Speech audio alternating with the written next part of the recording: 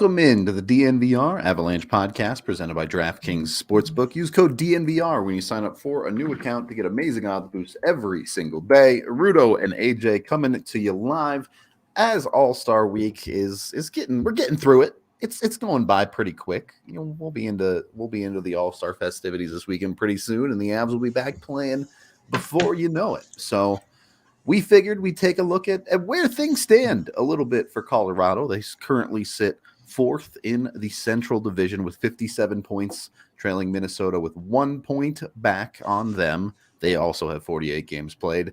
Second place in the division is Winnipeg with 65 points. They, however, have played 52 games. That means the Avs have 4 games in hand on them and are 8 points back. And then at the top of the division, Dallas with 66 points and 51 games. The Avs 9 points back with 3 games in hand on them. So while the point totals are not small, with the games in hand, as we look ahead to the schedule here, can the Avs realistically do this, AJ? Can they win the Central Division? I think you look at two things make you feel optimistic that it can happen. And not like in that, like, well, that's why they play the games, like kind of like sports optimism where you're like, yeah, a team could go 26-2, you know, and like, okay. Not even like a faux optimism like that, but I think there's two things. One is that the Dallas Stars and Winnipeg Jets, the two teams that we're really going to be looking at today, as them chasing right now, just as far as division leaders go, you're talking about 106-point pace. That's a really good regular season. Yep. That would have been a wild card last year out of the Central Division. Because it was stacked. Because the Avs, I think, were at 119, and then Minnesota and St. Louis were like both over 110. It was silly. It was some silliness for sure. It was, well, and that was part of the thing with last year is that the Eastern Conference, the 8 teams separated so quickly. Yeah, and it was really push wasn't really a thing in the East. It was just, these are the teams that have made it. And in the West, it was like 10 teams, maybe 11 if we're going to be really generous and include Vancouver. But it was really like 10 teams with Winnipeg and Vegas on the outside doing the chasing. Yeah. And you could even make the argument that it was truly more like 9 teams, with Vegas being the only one that was like really, really close. Sure. Point being, it wasn't so much of a race last year. Both division winners had kind of cleared their divisions and were there. Yeah. It just wasn't very close. And right now, the Central Division, you have obviously a 66-point Dallas and a 65-point Winnipeg. And then in the Pacific Division, you've got Seattle, LA, and Vegas all within a point of each other. There are some games played things going on there. There are games played considerations. Seattle should feel really good because it's in the position that Dallas is not, where it's leading its division. But it has the games in hand advantage on everybody. Yep. So, whereas Dallas, Dallas at 51 games played, 3 more games played than both the Avs and Wild. Mm-hmm. So, while there's a cushion there, it could be artificially inflated a little bit just because those games haven't been made up. Yeah, I mean, even if you call the games in hand at 500, so the Avs get 3 points there, that would take them from 9 points back to 6 points back, which is still a sizable gap, but it's not impossible to chase down in what is 34 games remaining in the year for Colorado. Mm-hmm. Now, part of that is the schedule, which we'll get into. There are quite a bit of 4-point games that will go on in the, not technically the second half, but we can just call it the second half of the season. So it's going to be a lot of direct competition, but there is still plenty of weirdness to the schedule, I would say. Certainly for Colorado, they start things off on a road trip in February that is not going to be the easiest of runs. But I think before we get into the schedule, we can get to that in a bit. We should just be a basic breakdown here, okay? Just using the fact that they're on 106 point pace. Yep. The Stars are. Mm-hmm. That makes 106 points is like the number to chase for right now. Sure. Obviously, Dallas, Winnipeg, any of these teams could get really hot and they could increase that and it would get harder for Colorado. But they're on 106 point pace. So right now, the number that Colorado should have circled on the whiteboard is 106. Mm-hmm. How do we get to 106 points? All right. 48 games played for Colorado. That means they've got 34 games remaining. 57 points. They need 49 points to get to 106. So you need 49 points in 34 games. Yep. So you're talking about 25 wins. Yep. 34 games left, 25 wins. That's where blowing games, losing to Chicago, blowing a game against Anaheim. You look at it and you say, oh, they go into the break at 7-1. Mm-hmm. Great. That's a great job. You lament the two that they left against Anaheim because you don't get an opportunity to make that up. And that means you have to win 25 games out of your last 30. What did I say? 34? 39. 34.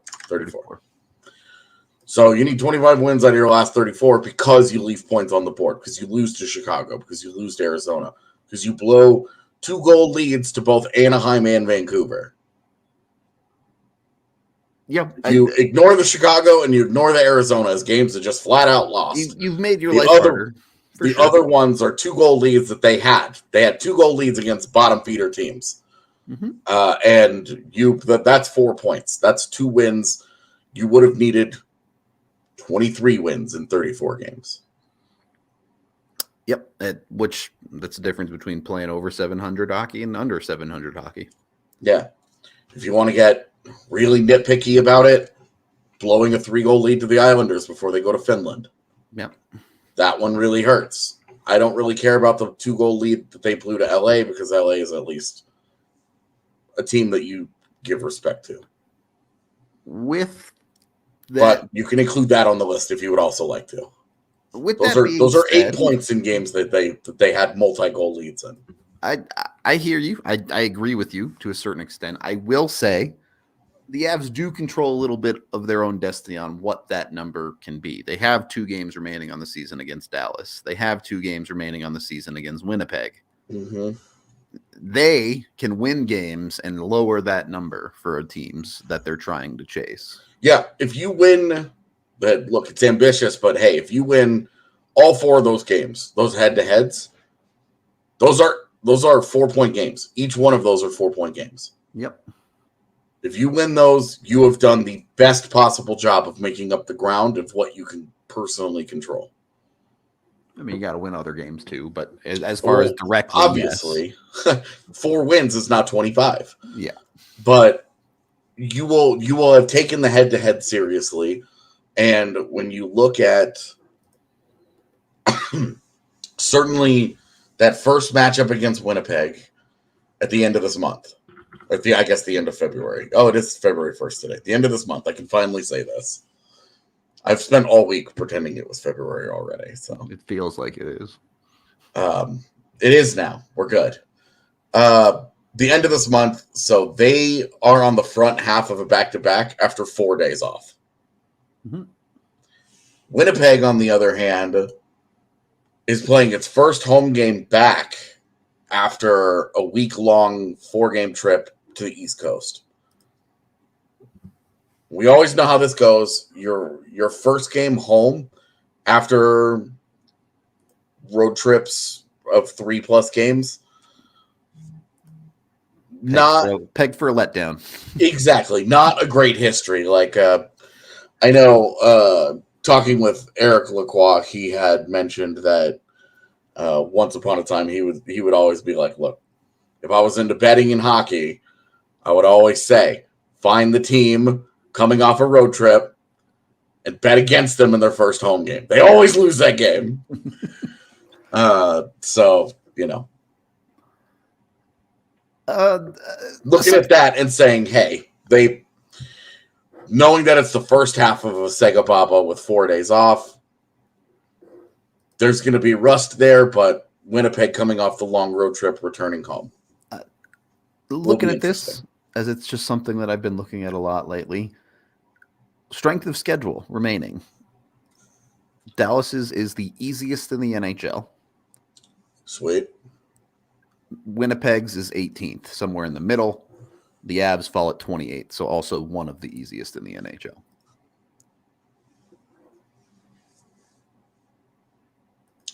I mean,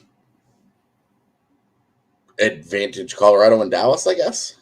Where's Minnesota on that list? Minnesota is slightly above Colorado at 23rd easiest, or 20, top 10 easiest, but not as easy as Dallas and Colorado. Okay, so those teams have a clear advantage here over Winnipeg. Winnipeg's got a lot of tough games left. Well, Winnipeg has like a middle of the road schedule, but relative to the other teams, it's harder.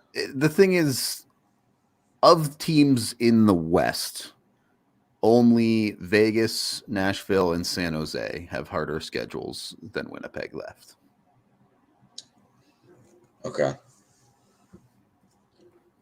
That makes sense because the West isn't as good as the East, and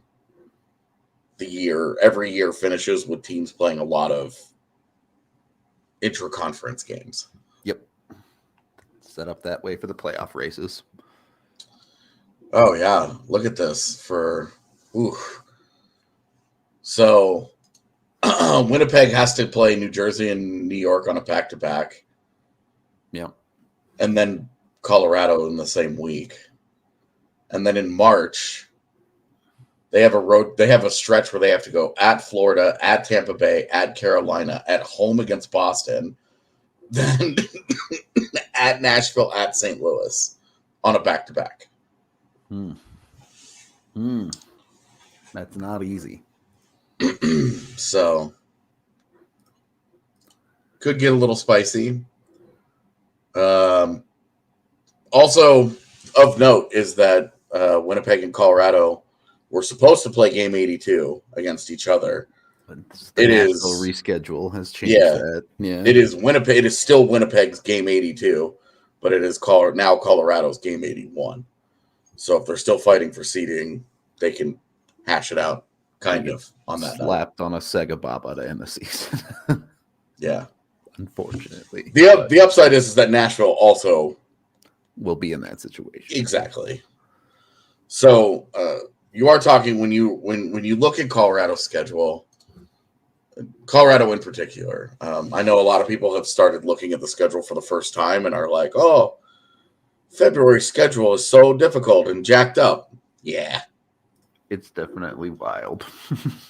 They come out of the break. They're on the road at Pittsburgh, at Tampa Bay, at Florida. No Sega Babas, but a tough road trip. That's a tough road trip every year. Then they come back. They come back home for one game, at home against Tampa Bay, and then at Minnesota the next night.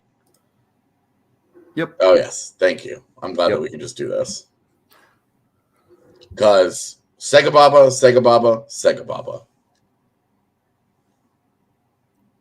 It's tough too. Minnesota is rested for that game. Yeah. And then back-to-back matinee games at St. Louis. And we've talked about it. Look, St. Louis is going to get increasingly desperate. When that game gets played, it will be just shy of 2 weeks before the deadline. You're probably looking at their last gasp at that point. Yeah, depending on how the first few games go. Unless they completely fall apart, sure. They're all travel as well. All three of them are travel. Now, Winnipeg to Calgary is not an insane travel.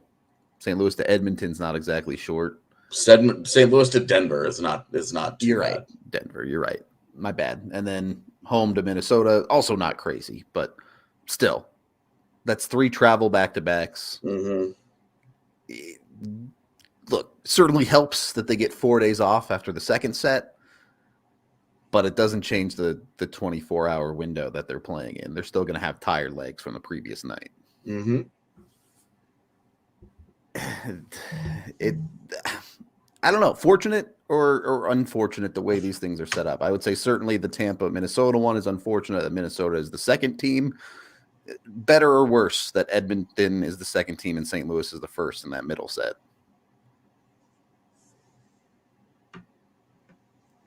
I'm sorry, what? The way these are set up, I think you definitely feel better about the first back-to-back if Minnesota was the first team. How do you feel about the St. Louis Edmonton one? Better that St. Louis is the first team? Sure. I mean, I feel like both of those back-to-backs are going to be tough, and I feel like the other back-to-back at Winnipeg and at home against Calgary, I feel like they should be pretty good in that one. I just generally speaking, I think the in-division opponent is more important to get with the fresh legs. So getting Winnipeg after the 4-day break, you're not dealing with the back-to-back there. Mm-hmm. Gives the Avs the opportunity to play their best hockey a little bit better against the more important opponent. Yeah, definitely. Well, and then being home for the second one, I like being home for the second one in each of the second and third Segababas. Okay. You fly out of the other place, sleep in your own bed type thing. Exactly. I think it's more of a comfort. I think it's a lot harder to go on the road with tired legs. For sure. They're going to play Tampa Bay. Yeah. The Minnesota game is scheduled a loss as not quite as bad as at Calgary and at Arizona this year, because I think those were hard scheduled losses from the NHL. Yeah. But Tampa Bay, Colorado, because that game has extra juice for obvious reasons. It will be the second time that they've played in a week. Yep. And those two teams have a little bit of business now against each other. All the talk about NHL ratings down. Play those two teams against each other on national TV. You'll get good ratings. Yeah, exactly. So I think that Tampa game, that's going to be one of those high emotional, high energy games, and then you hope that Pavel Francouz steals the game in Minnesota the next day. Yep. It's really what it comes down to. You got to live with what you get a little bit there. Now, at this point, we are expecting the Avs to be as healthy as they've ever been for this stretch of hockey. Yeah. What the unexpected bonus of what if Darren Helm comes back now? Of how it might not be the big problem that the Matt Nieto trade made it seem like it probably was. Yeah. Yeah. So, and look, every piece helps, obviously. How much does Darren Helm move the needle in a random regular season game? I don't know. So I mean, Ben Myers has 1 point in 28 games, You're not wrong. And as much as I've liked how Ben Myers has played over the last few weeks, on the whole, at a certain point, you got to produce. So, yeah, I don't have a good argument against that. If some dude's putting pucks in the net and some dude isn't, usually the math isn't too hard. But either way, if you're looking to produce a delicious burrito, Illegal Pete's is the way to go. They have a bunch of fresh products that you can use in your burritos. They will cover you whatever dietary restrictions you may have, whether it's just a keto diet or if you need gluten-free, vegan, vegetarian. They have something for everybody, including happy hour from 3 to 6 p.m. Their margaritas, absolutely delicious. It's your go-to spot, a great place for pre-gaming the DNVR bar. You can go there, go for happy hour, get your burrito, come on over to the DNVR bar, and then watch the game there. So check out Illegal Pete's, 10 locations in Colorado. There's also a location in Arizona if you're not local. And if you are local, come to the bar and get your Breckenridge Brewery, the official beer of DNVR. 8 different kinds on tap down at the bar. Want to come watch a game down there and you see one of us, feel free to say hi. We're happy to talk hockey with you anytime. We're just introverts, so you got to come up to us and say hello if you want to talk to us. Beyond that, you can check out what we're currently running with Breck Brew as the ultimate fan experience. through Breck Brew. You got to follow the DNVR Avalanche account. You got to follow Breck Brew on Twitter. If you go to our Twitter accounts, you'll see the tweet with the link. Follow that link. Get entered to win tickets in row 5 of Ball Arena to watch an Avalanche game. You also get Club Lexus access and 2 free DNVR shirts as a kicker. So they got you fully covered. Oh, dog, can't forget the parking pass. That might actually be the biggest money saver of the whole thing, to be honest with you. And, like, pain in the ass saver. No kidding. You just get to pull up into the Lexus lot instead of, like, having to sit in all of that traffic to get into parking. Well, and then when you leave, you're just out. Yeah. You're just gone. You walk out that side door and oh, look. You're out. Like you're out of the traffic. Yep. You get to drive home while everyone else sits in the lot. So go check it out. Go give Breck Brew a follow. We appreciate them a ton over here. Even if you're not local, they have their Breck Brew in all 50 United States. Second period of the DNVR Avalanche podcast presented by DraftKings Sportsbook. AJ, you mentioned Ben Myers. Obviously, health needs to improve. That one's an easy slam dunk. But beyond that, what are the key areas that need to find consistency, let's say, for the Avs to realistically chase these teams down?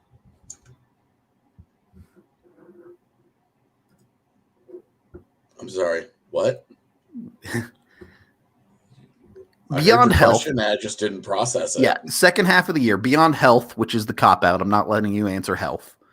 Where do the Avs need to find consistency in the second half to chase these teams down? I think it's really...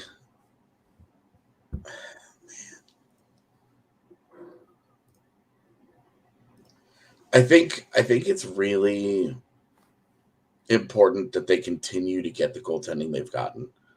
Okay. Because if they can regularly keep it to 2 goals a game, you're in every game. 3, baby. Yeah. Yeah, you're in every game. Now, there will be 5-4 games, stuff like that's going to happen sometimes.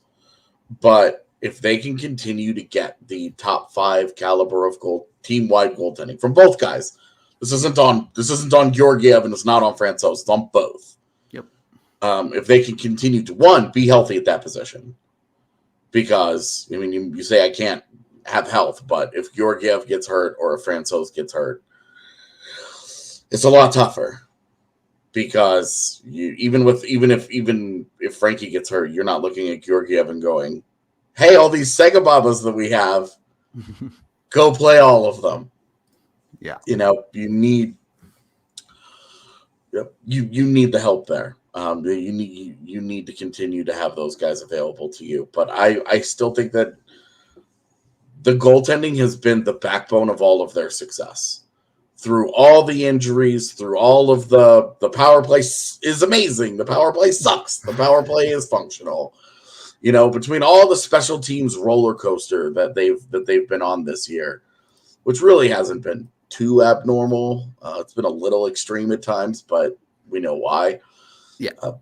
But those units ride the roller coaster every year, so it is what it is. But through all of that and through all of the lineup changes and all the everything, you've had 2 guys back there predominantly just doing a really good job night in and night out. More often than not, those guys have killed it for you. And you're talking about with Georgiev, you're talking about a guy that is not just entrenching himself as a starter, but maybe an upper half starter as well. And not creeping towards top 10. Yeah, exactly. Creeping into that top 10, a good strong finish might actually get him into that conversation. And so I think that's been the backbone of your team all year. Continue to get that, because if your goaltending goes sideways right now, everything else gets harder. It's already going to be hard, but you are getting. You mentioned it earlier. This is more or less be as healthy as they've been all season. When they come back, Evan is at the rink posting videos of the guys skating and going hard. Yeah, doing their thing. Those guys all look good. They all look ready. If Nichushkin, Byram, and Manson are in your lineup in Pittsburgh for your first game back, you feel like you have a lot better chance at making some things happen. Yeah. Definitely. And that, that's a 34 games. If you can get 34 games where your lineup is more or less what you want your lineup to be, there are going to be things that happen. Guys are going to get hurt. Guys are going to miss time, whatever. But you're not missing half your top six, a third of your decor, exactly. Things like that. Yeah, exactly. So I think it's with the goaltending, and as the team really still looks for its identity, and it starts to try and figure out this whole third period thing. Closing games and just being a little better defensively, being a little more consistent throughout the games, instead of we're going to score 3 goals in 5 minutes, and we're not going to score the rest of the game, and we will spend the entire third period defending. They need to smooth these bumps out, but all of it is easier. You can get away with some of this if your goaltending continues to do what it does. What it has done. Well, I think it's not even asking them to be better. Just do what they've done. They go hand in hand a little bit, right? You get Byram and Manson back. You talk about them getting leads and spending the rest of the game defending. A player certainly like Byram, and I think Manson as well to an extent, is going to be a defender that helps push you the correct direction on the ice. Yeah. So, and getting Nichushkin back obviously would be. Yeah, of course. He's such an impact guy for them. And then you are talking about a month down the road. If Gabe Landeskog comes rolling through those doors, you get him for the last 15 games of the season or whatever, 10 games. Yeah, I mean, let's just go with 10. Yeah. If they get him for the last 10 games, if they go 8-2, I mean, then they're in juggernaut mode at that point. Like, if they go 8-2, boy, that really helps you in your quest to win 25 out of 34. Yeah. You finish 8-2, so you had 24 games before that where you now need to go 27. Is that right? Or is it 28? No, it'd be 27. Yeah. So you'd have to go 20. Wait, I'm dumb. Yeah. That'd be not that. It'd be 25. So it'd be some number. I'm not going to do math on air anymore because this has already gone very sideways. Yeah. You'd have to win less games if you go 8-2. You're on more than pace if you go 8-2 in a 10-game stretch. Put it that way. Mm-hmm. Anyway, AJ, you put out a tweet the other night. I found a bit interesting looking at the paces that some of the Avs players were on. Obviously, McKinnon and Rantanen staying on a 100-point pace would go a long way for Colorado in this second half of the year. But more interesting, I found JT Compher on a 50-point pace. Evan Rodriguez just shy of a 50-point pace. Those are the guys that are replacing some of the scoring they lost in the offseason. Mm-hmm. Do they need to keep it up? Is that enough to reasonably say, hey, all right, we've replaced Andre Burakovsky effectively. We've replaced Nazem Kadri as effectively as we could? If you go and you look at because those were the point paces that they are on with games that they've missed reflected. Sure. Not what their 82-game point paces would be. Which Compher's played every game. Compher's is the 82-game pace, but the guys around him, like the Nichushkins and Rodriguez and McKinnons, a bunch of games, Yeah, those guys are on higher point-per-game paces than that because of the games that they've missed. So I think you do look at it and you say, look, if you do get 60 points out of Arturi Lehkonen, if you do end up with a 50-point JT Compher season, if you do end up with a 49-point Evan Rodriguez season, I would say you've adequately replaced those guys. Yeah. What I still think is really hurting them is, Bowen Byram had 5 points in 10 games that he played this year. He was doing just fine. Imagine just having a 40-point defenseman added to this group. Just drop him in. Even with all of Sam Girard's struggles, you would have a 40-point guy next to that. What a difference it would have made for them offensively when they were trying to when they were trying to score goals and just could not seem to break through. It's interesting too. You even talk about Sam Girard's struggles. Into this break, he ended up with 6 points in 8 games it was. So yeah, I don't know what the actual it was really like an extended stretch going into it, which is I didn't want to like nitpick and just be like, oh well, Alex Newhook over the last 25 games. I didn't want to do any of that. I just wanted to look at their paces. But yeah, Sam Girard had 4 points in the last 3 games leading into the break. Well, and that's where you're hoping for a little bit of balancing, because as much as you would like everyone to stay unbelievably hot, some dudes are going to cool off in the second half of the year. It's just what happens, but you want to see that balance out with, say, a Sam Girard starting to produce a little bit more consistently, or Alex Newhook continuing this pace that he's found. Take your pick of whichever guy you like. Yep. He had 9 points in 13 games. That's really good. If he can keep up even like half of that, you're getting a nice little production boost out of your defense. Yeah, it's really, even if you want to extend that out, it's 11 points in 18 games. So, if Sam Girard gives you 20 points in the last 34 games of the season, you're winning a lot of hockey games. You're certainly in a good position to, and that's not considering whatever Devon Taves and Cale Makar and Bo Byram, like what all those guys are going to get.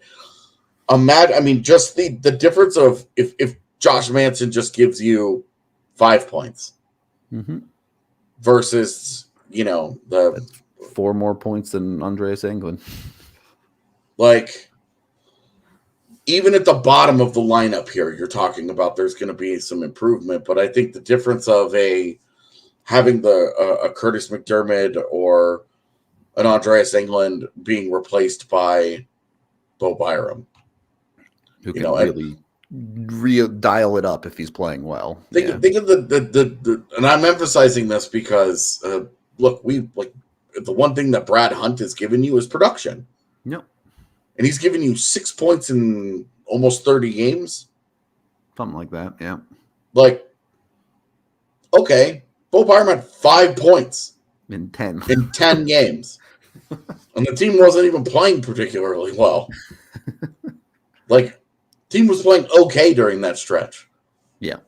He personally was playing okay during that stretch, and he found his way to points. The thing that outside of those first, 18 games that he played that year with the concussion issues? I think so. And he only had 2 assists. He's outside of that stretch, producer beyond that, yeah. He has been a consistent producer of offense in the regular season. In the postseason, he got screwed out of so many points with hitting posts. Yeah, it's certainly encouraging, and it can't be denied that the health issues are going to be the biggest impact on Colorado. If they can get healthy and stay healthy, they're going to look like a significantly better team. It's just factual. If we could have a Dallas person or a Winnipeg person hop onto our pod and just ask them the simple question of, if Colorado is healthy, do you feel safe? Like, do you feel safe, like, ahead of them in the standings? Very, very interesting. Because for me, the answer should be no. They're just not far enough back given the games in hand considerations. Definitely not Winnipeg. I don't feel safe at all if I'm Winnipeg. Yeah, Winnipeg, 8-point lead is great, right? Mm-hmm. I'm doing that right? Yeah, it's an 8-point lead, 4 games in hand. Yeah, you could literally where'd those points come from? Disappear. Yeah, Winnipeg could play 0 games, and Colorado could just catch up. Yep. In games played, and that lead could be gone. And they might feel okay at times, but again, it's really going to come down to those head-to-head matchups. If the Avs win that game on February 24th against Winnipeg, they're going to start sweating real fast. So we'll see where it goes. of course, the Avs have to take care of business. Yeah, and similarly, 9 points back of Dallas, 3 games in hand. If you win those 3 games, that's 6 points. You're 3 games back. And you have 2 of them against Dallas. Yeah, you have 2. You've got head-to-heads remaining. Control their own destiny, certainly. Yeah, I mean, they're in a tougher spot than they should be based on the things that, based on the games that they've lost up to this point, the games that they blew. Not even just like, oh, well, they, lost it on the road at Philadelphia or whatever, but games that they should have won. Yep. And look, again, I don't think either of us are concerned about Colorado making the playoffs. This is more a conversation about, can they get to the top of this division? Can they secure things like home ice in the playoffs? I'm just not super concerned about the whole, oh my God, they're going to miss the postseason. Yeah, me either. I think it was always just a dramatic overreaction to the losing streak, which, like, had it continued, would have made it a real conversation. But not only did they stop the losing streak, but they responded to it in about the best way imaginable. Like a 7-1 stretch in those last 8 was huge. Yep. They did what they had to do when they needed to. They just haven't made their life as easy as they could have. And you do look at the last 10. They've gained ground On everybody. Because you're talking, they've got 14 of those 20 points. They got in that same span. Winnipeg got 11, or I'm sorry, Winnipeg got 10. Minnesota got 11, and Dallas got 12.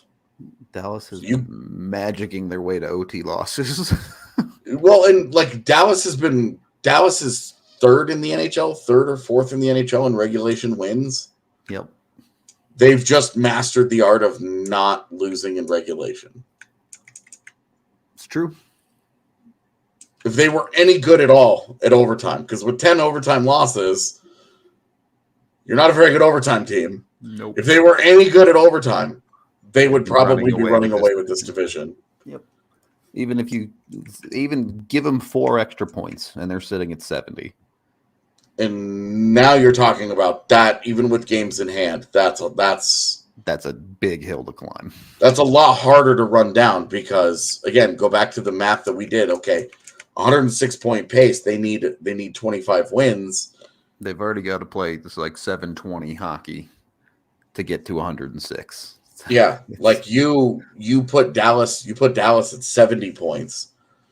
Now you're flirting with 800 hockey. Well, and now you're at 27 wins out of those 34 games. Like that's Dallas has been great this year, winning games in regulation, but the art of the OTL is every year there's a team that just gets it done. At the same time, like Colorado in those coin flip overtimes, Colorado's got like 9 wins or some shit. If Colorado was only 500 in overtime, games beyond regulation, not just overtime, but shootouts, the Avs are 4-2 in shootouts. Not bad. Like you take points away from the post-regulation success that they've had this year, and if they were just a 500 team, the Avs would be hanging out with probably St. Louis. Yeah, pretty much. So every point matters, as they say. We are brought to you by the amazing people over at DraftKings Sportsbook, where every point matters for your bet to hit. Might be rooting for a little bit different things than a particular team to win, and more go the Blaze style of just bet the over every game, and you're just rooting for goals in general. But with DraftKings, if you use code DNVR when you sign up, you can bet $5 on the Super Bowl, and if you're a new account, you get $200 in free bets instantly. You don't even have to hit your bet. You just get $200 to play with. You can go over there. You can do whatever you want. You can bet on whatever you want. You can bet on the All-Star game with all of their crazy events that are going on Friday. If that's not your thing, you can, of course, go bet on whatever sport you can literally find under the sun. PK Subban was tweeting about Car-Jitsu the other day. I don't know. I think you might have to go into the pools. You might not be able to get to directly bet on that one on DraftKings, but it's out there. I'm telling you, you can find sports that are ridiculous and you can bet on them when it comes to DraftKings. I like that that's your appeal of DraftKings. What's the silly things that I can get into? Some absolute nonsense that I can entertain myself with. It's the most ridiculous, like, over-the-top bet that I can try and make via this app. Not like I'm looking at that Nuggets Pelicans last night. I'm trying to get that 7.5 point cover. No, absolutely not. No. We're going off the rails. Ooh, look, American Cornhole League is back. If you live off the rails, aren't you really just on a different rail? Maybe. Is it a rail or am I just walking next to the rails? I think you're just on a Rudo rail. The Rudo rail? Yeah. Okay. All right. Fair enough. Yeah, all sorts of nonsense over there. If you want to lose dollars, you can get, oh my God, how deep did it? You can get 500,000 to 1 odds for Arjun Atwal to win the Pebble Beach Pro-Am. 500,000. As Chad has mentioned, this is the same man that advised you to pick against Djokovic in the Australian Open. I'm not saying I make good bets, but they're fun. Anyway, head on over to DraftKings Sportsbook. Must be 21 or older. Colorado only. Other terms, restrictions, and conditions apply. See the show notes down below for details. Of course, if you have a gambling problem, call 1-800-522-4700. Also void in Ohio. Third period. No, wait. I almost forgot. We're brought to you as well by Shady Rays, our dope sunglasses. Mine are in my car. Yeah, mine are as well, because as it turns out, the most useful place for sunglasses for us is on set when there's bright lights shining into our faces. And let me tell you, Shady Rays does a great job of blocking out the light. Lifesavers. It's going to save me so many headaches. It goes from a migraine to tolerable really quickly with Shady Rays. So can confirm the polarization does work on those things. They have a bunch of amazing different sunglasses, and part of their deal is when you get them, if you don't like them or something goes wrong in the first 30 days, you can return them and they'll replace them or refund you for completely nothing on your end. So you might as well go to shadyrays.com. You can also find them at the Park Meadows Mall.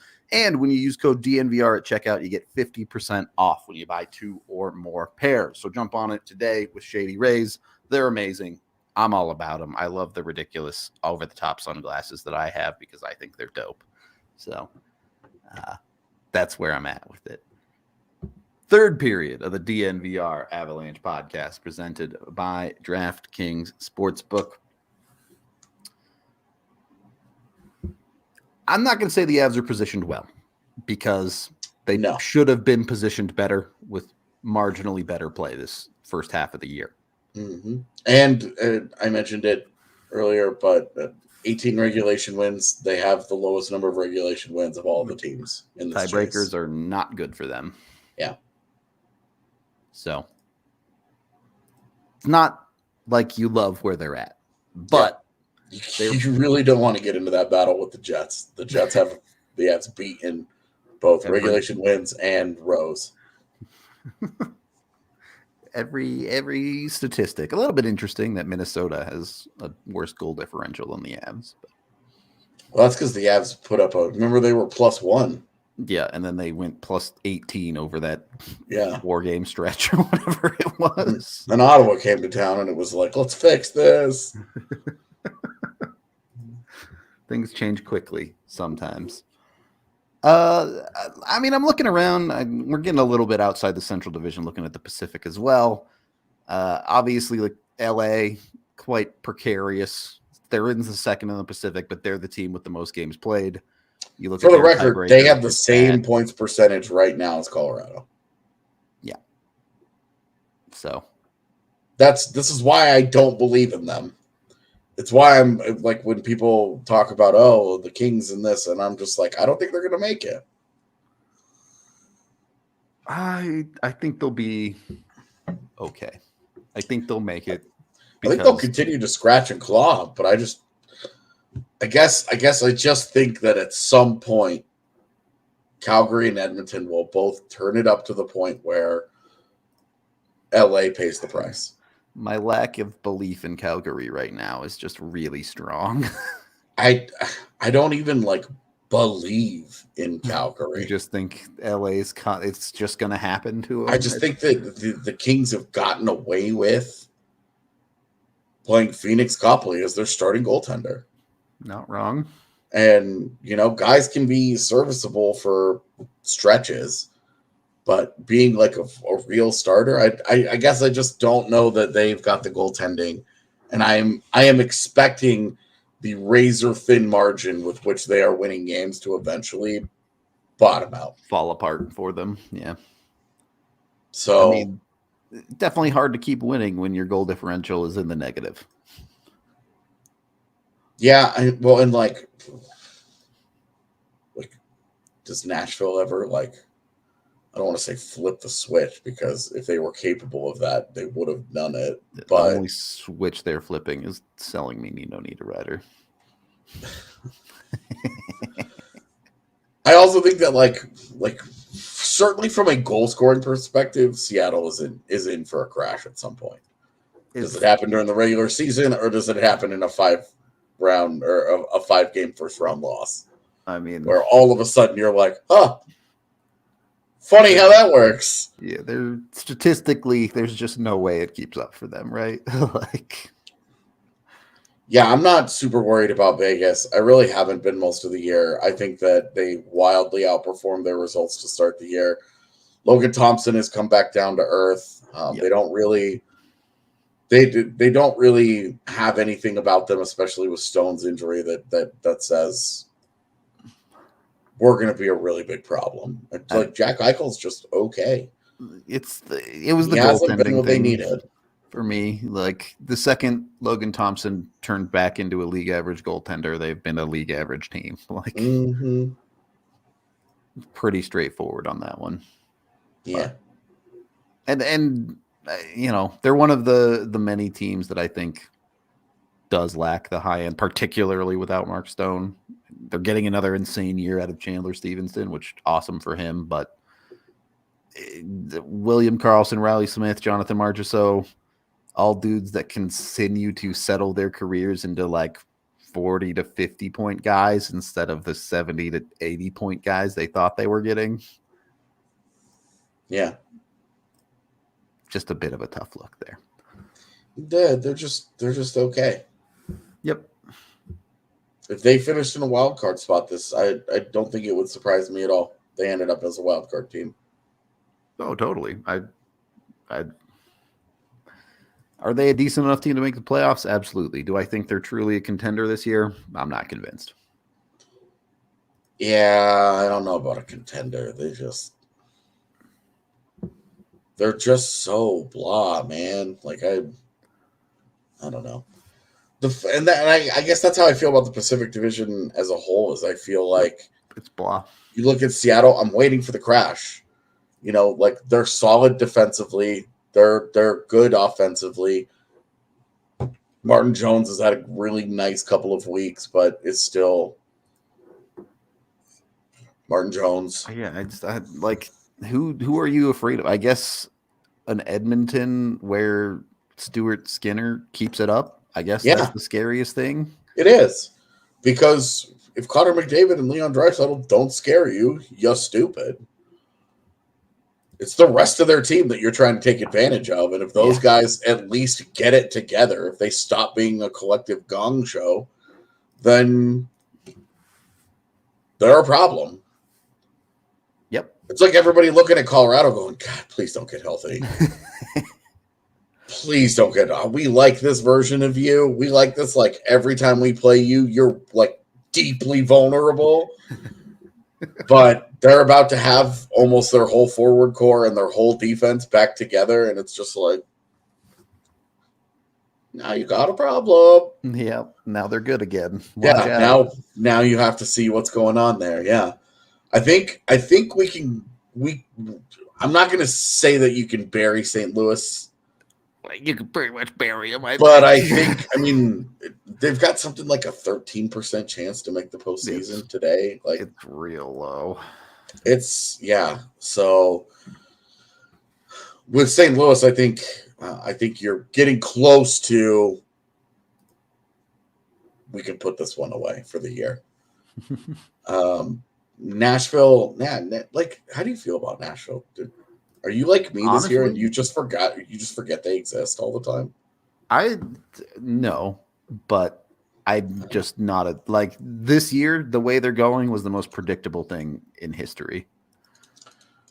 That they didn't get a career year out of every single forward in their top six. Like, well, and Roman Josi has 41 points in 48 games, down from a 96-point season. Not having the year to save all years, like, it's just not. None of the regression to the middle is surprising about Nashville this year, and I genuinely don't think that they're a team to worry about. Yeah, from 43-goal Matt Duchene, by far his career high, and he'd only hit 30 goals one other time in his career, and we all remember that one. Mm-hmm. He's back down to 14. Yeah, like right in line with his career. And that's true of like all of their players that popped off last year. They're not getting that performance this year.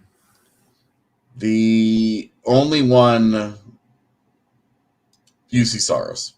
Sure. But he was also expected to be good. Like, had a really not great start to the season. Figured it out. Has been really good. The one that made me laugh the most after last season, where I listened to multiple Preds podcasts that swore it was real with Tanner Jeannot. Really? Yeah. And it was pretty obvious to see that a guy who scored 24 goals on 19% shooting was a big-time candidate for, I don't think this is real. 19% shooting isn't real until they prove it's real over like 3 years. Yeah. And then he's got 5 goals this year. Shooting 6% is probably a little on the low side there. He's probably experiencing not just regression to the mean, but now it's gone the other way. But sure. That's what, and the reason that I bit on Nashville this year was the addition of Niederreiter and the addition of McDonough to the defense. I thought that the combination of those guys were going to shore up some of the expected production pitfalls that were on their way. It hasn't. I mean, Nino Niederreiter has 23 points in 48 games. Yeah, 48 games. Yep. You get outplayed by JT Compher, my man. McDonough has 11 points. Yeah, well, and McDonough's like, he's more of a defensive. Yeah, but you still have a boat anchor of Matthias Ekholm sitting there. Oh man, Matthias Ekholm.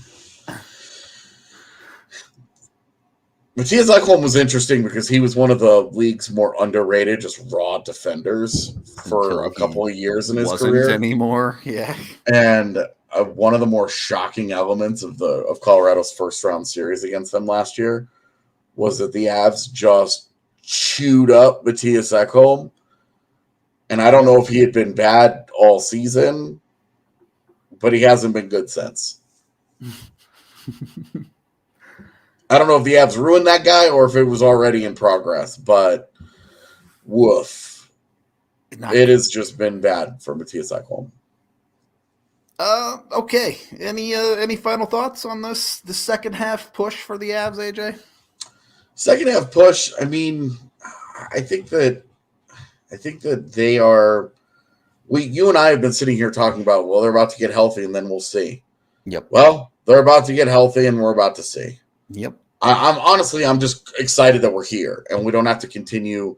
Like, we can continue to lament the lack of Gabe Landeskog. He's a really, really important piece to this team. But for the most part, we're no longer like, this isn't even a top 6. They don't even have their defense.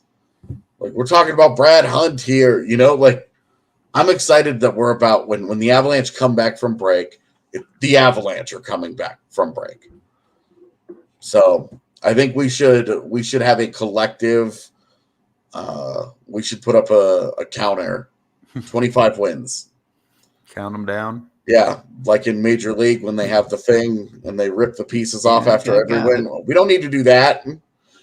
We could just have a thing that counts to 25 or counts down from 25 because I think that's the goal. 25 wins. 25 W's. Yeah, 25 wins. And at very worst, you're not missing the postseason if you have a 106-point season. Yeah, it's not happening. May not win your division, but the early projections I saw said Western Conference wild card is 93 to 95 points, which is be easily attainable for Colorado. Yep. You're looking at 20 wins at that point. Yeah, exactly. So yeah, 25 wins. All right. I think collectively, DNVR pod listeners, let's do this as a group. We're going to manifest the 25 wins together. And then that's what we will keep track of. 25 wins. That's the goal. There you go. We'll leave it at 25. We appreciate all y'all hanging out with us. Like and subscribe. That helps us out on YouTube. If you're a podcast listener, we are available on all podcasting platforms. If you want to give us a 5-star review on one of those, that helps us out a ton also. So we appreciate all of y'all so very much. We will be back tomorrow to talk more All-Star break stuff. And then Friday, we got the skills competition stuff. So that'll be interesting, I guess. Either way, we appreciate you, and we will talk to you guys on the next show.